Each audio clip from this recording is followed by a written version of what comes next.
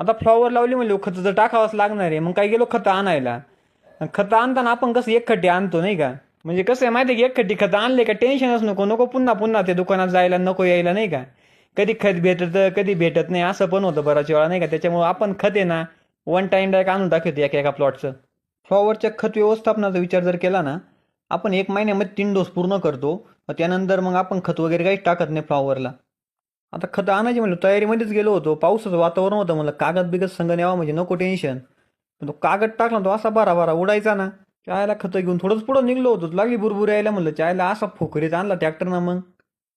मग काय घरी आलो म्हणलं आता म्हणलं गोण्या आहे ना व्यवस्थित ठेवू म्हणजे काय पावसा पाण्याचं टेन्शन नाही. मग काय धापाधप गोण्या खाली घेतल्या थप्पी बिप्पी मारून ठेवली आणि तेवढ्यात ठरलं का आपल्याला गावाला जायचंय.